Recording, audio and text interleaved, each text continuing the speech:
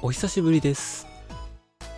PS4 から PS5 に変更して、あっという間に5月になってしまいました。暖かくなってきましたね。というわけで、シリーズが完結したこの機会に、せっかくなので PS5 の綺麗な画像でワールドツアーをしたいと思います。動画ではあまりお見せできなかった内装なども紹介しながら、さらっと諸々の建物を見ていきましょう。まずはこのワールドで初めて見つけた村をきっかけに作った始まりの村ですね。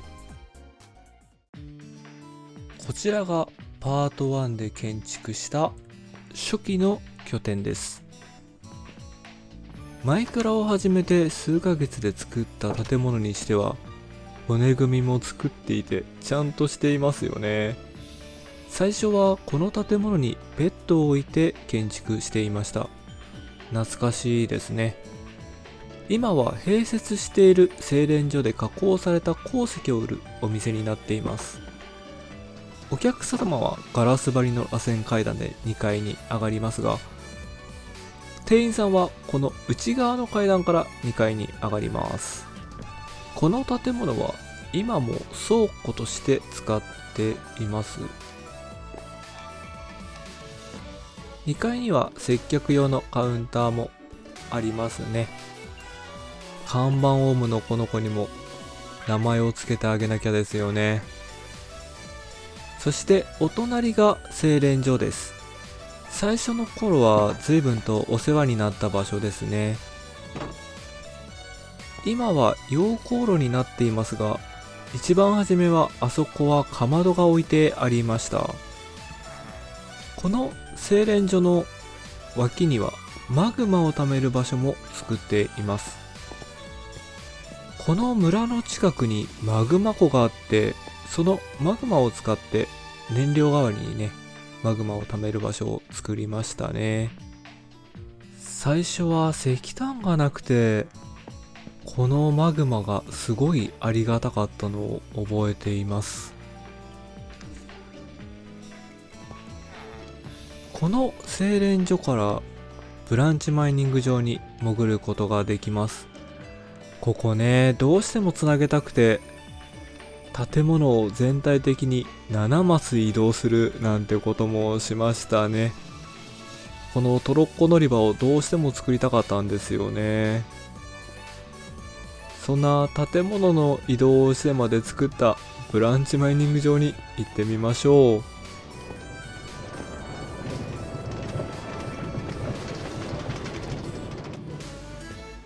最初の頃の配信でも何回か来ましたブランチマイニング場です。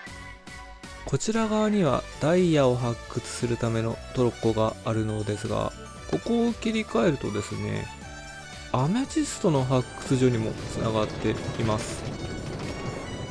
ここは動画ではご紹介していないところですね。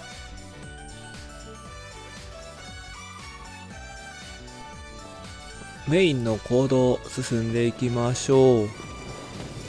ここはスライムが湧くのでアイアンゴーレムさんに守ってもらっていましたね。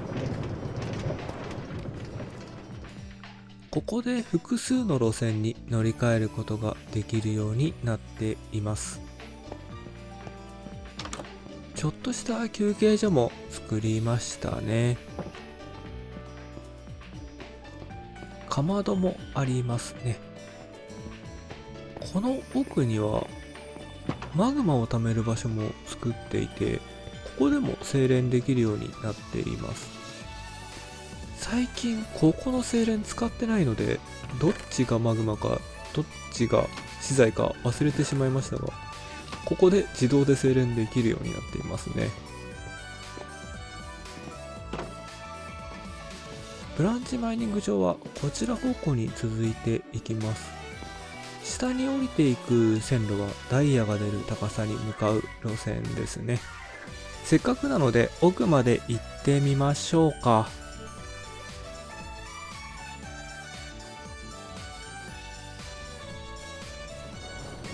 ここは松本城で使う安山岩と砂利を発掘していて、掘り尽くしてしまったので今はもう使っていませんね。終点にもちょっとした休憩所があります。ここにも乗り換えできるトロッコがありまして、こちらのトロッコに乗ると終点の理由がわかりますね。昔からこの動画や配信をご覧いただいている方はご存知かと思いますが、ハンモに縁がなかったんですよね。まさかこんなところにハンモがあるとは思ってもいませんでしたというわけで、ここにもねちょっとしたログハウスを作っています。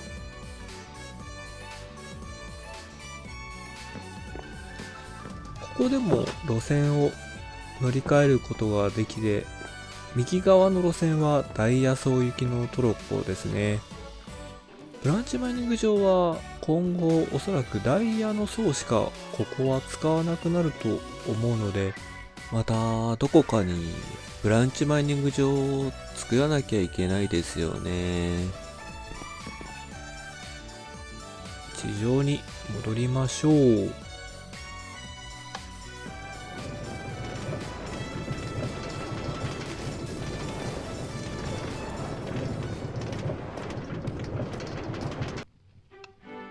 地上に戻ってきました。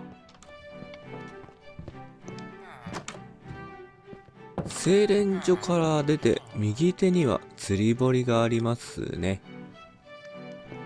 隣にはエンチャント小屋と村から移築した鍛冶屋、そして忘れもしない忌まわしき記憶はい、エンチャント小屋の正面は職人さんたちの宿泊施設です。1階は談笑スペースと作業場ですね。2階が寝室になっています。ここは寝相が悪い村人がいたので、ベッドの位置を少しだけ変えています。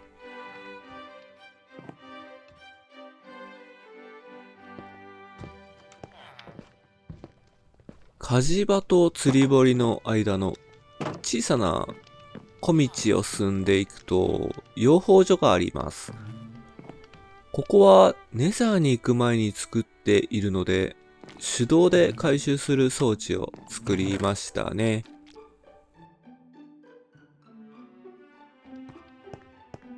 職人街の階段を降りていくと食事処の裏に出ます。ここにあるのが村の集会所ですね。この集会所はいろりを囲んでみんなでねお話ができるようなそんな場所になっています。外には庭園もついてますね。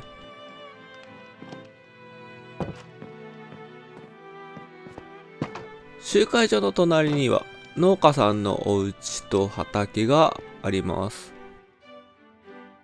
ここは誰ももう作物を回収しないのでひどい状況になっていますね。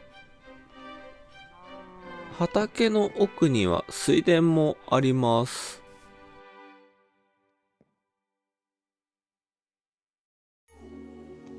裏道の突き当たりですね。ここを左に曲がると村の大通りに出ます。大通りを横切って植林場に向かいましょう。入り口は管理棟ですね。この管理棟の中にはゴーレムさんがいます。建物を抜けるとその先に植林場がありますね。もともとはカシと白樺だった記憶があるのですが、カカオが欲しくて今片方はジャングルに変わってますね。高さ制限にはランタンを使っています。植林場のさらに奥にはサボテン広場があります。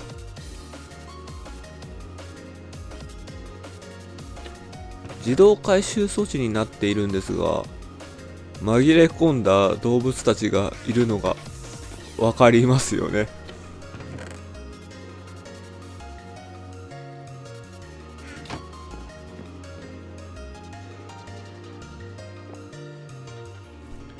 大通りに戻りましょう。大通りの正面にあるのが食事処です。初めて作ったとんがり屋根の建物ですね。内部はレストランになっています。お食事処なんでね。1階にはテラス席と商品をね受け渡しするカウンターがあります。螺旋階段を上がると2階には客席がありますね。一等地にあるので眺めがとてもいい場所になっています。個人のお客さんがね楽しめる個人席もちゃんとついていますね。店員さんが働き始めましたね。このお食事処、外にはテイクアウト用のカウンターもあります。この始まりの村の建物はそれぞれ村人が働けるように寝室がねちゃんとついてますね。ここがプライベートルームですね。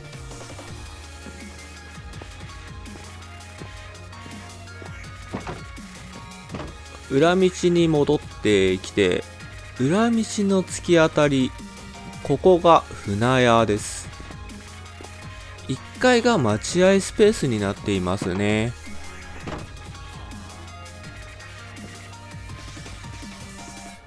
地下に降りると船着き場があります。ここにね、コッコ船長がいたのを思い出しますよね。船屋の隣には案内所があります。地図をどうしても設置したくて作った建物ですね。地図屋さんっていうのがしっくりこなくて、案内所という形で確か作ったように思います。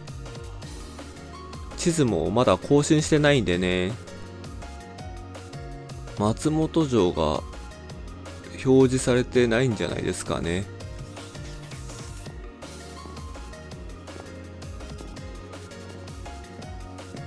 大通りを挟んだ向かい側には花屋さんがあります。この建物は確か建ててる途中に花屋さんに切り替えたんじゃなかったでしたっけね。ここには骨粉製造機が埋めてありますね。2階に上がるとプライベートゾーンですね。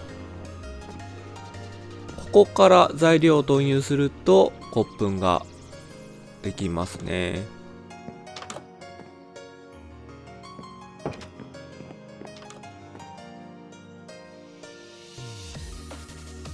花屋さんの隣、ここは道具屋さんですね。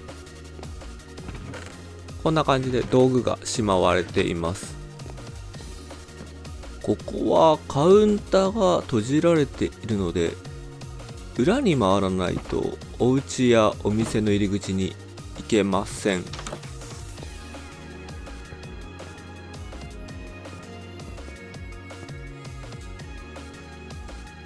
お庭には材料の材木も置いてありますね。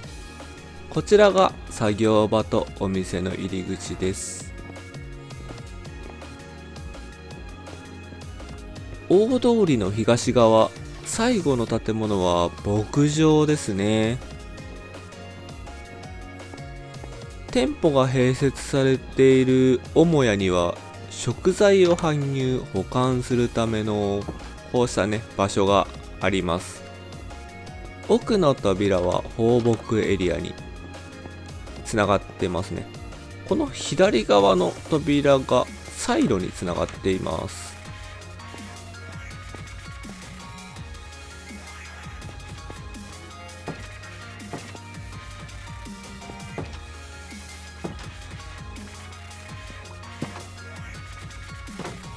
階の建物からも牧場に出ることができますね。川を染めるための施設であったり、アイスクリームを売るね、売店をイメージしたお店があります。2階には織物をするための部屋もついてますね。奥は寝室です。ここね、ゴザが敷いてあるちょっとした遊べる空間もありますね。ここの建物も見晴らしがとてもいい建物になっていますね。1階の連絡通路から牛舎に向かいましょう。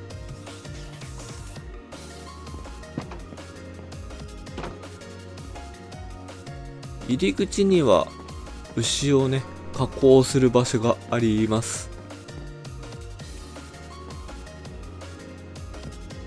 猫さんが紛れてますが、牛舎を抜けていくと奥の扉から放牧地につながっています。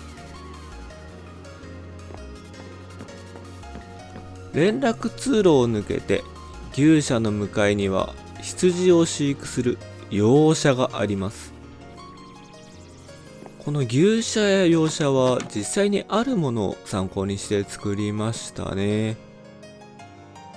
この養舎には自動羊毛回収装置を作っています。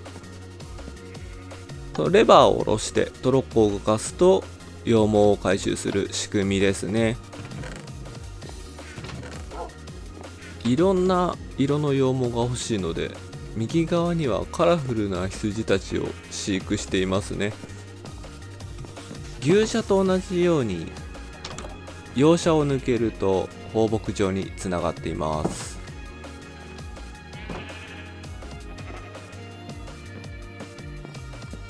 この牧場エリアはまだ中途半端なので、もっと広げていきたいですね。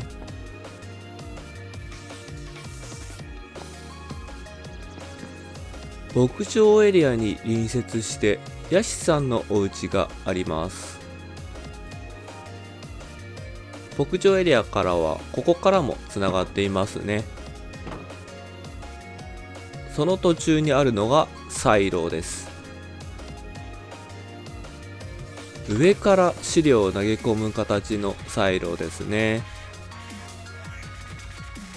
母屋との間にある細い道を通っていくと上に上がるはしごがあります。この道は道具屋さんの裏手につながっていますね。ここが養鶏所です。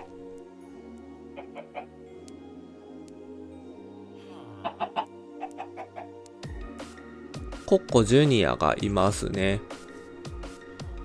なぜか4羽いるんですが、今はコッコ船長の一家のお家になっています。夫人もちゃんといますね。続いてはヤシさんの仕事場です。コッコの抜けた羽で矢を作ってくれていますね。このかまどがちょっと不穏な雰囲気を持っていますが、お家を見てみましょう。1階が寝室と仕事場になっています。地下に降りると卵の回収装置がありますね。養鶏場につながっています。ここの装置もレバーでトロッコを動かす仕組みですね。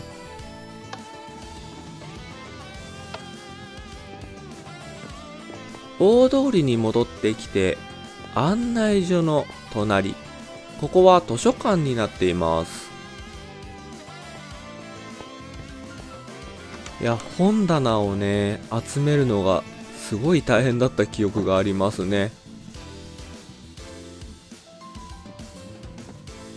内装はアイルランドのトリニティカレッジ図書館を参考にしました。半階っていうんですかね、少し階段を降りると、ここには子供たちのね、スペースもある図書館です。石造りの建物に初挑戦したので、すごいいろんなね、資料を見た覚えがありますね。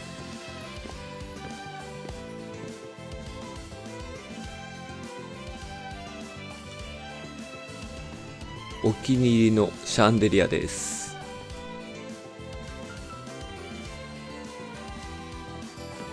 こちらの扉から出ると大通りの南側に出ます。この大通り、別名噴水通りですね。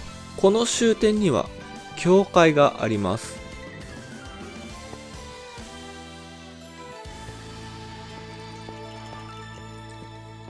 入り口を入ったすぐそばのはしごを登ると、鐘がある屋上に出ることができます。ここね、毎回紹介しようとすると雨が降っていた場所なんですが、今回は珍しく晴れていますね。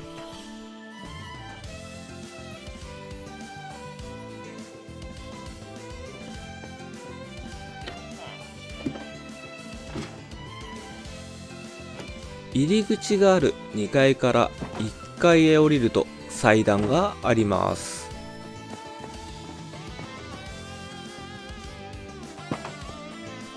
床に敷かれているのがレッドカーペットなので、カトリック式の教会になっていますね。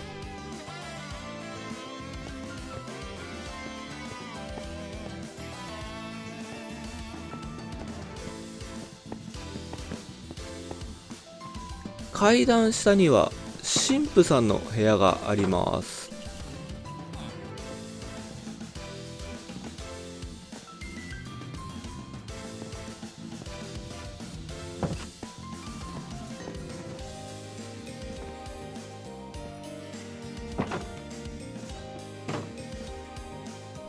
今はこの教会までが始まりの村ですね。噴水通りの終点です。花屋さんまで戻りましょう。花屋さんを抜けると裏にひっそりと立つ神社があります。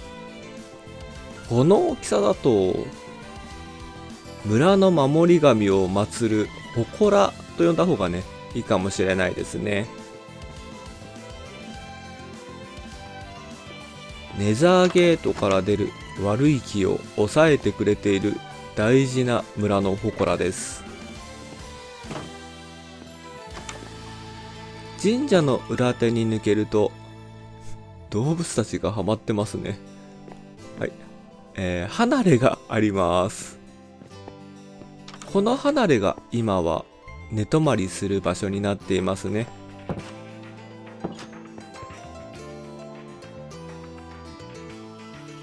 始まりの村の建物は以上になります。まだまだ発展途上な村なので、次のシリーズでもね、広げていきたいなと思っています。どこまで広げられるか楽しみですね。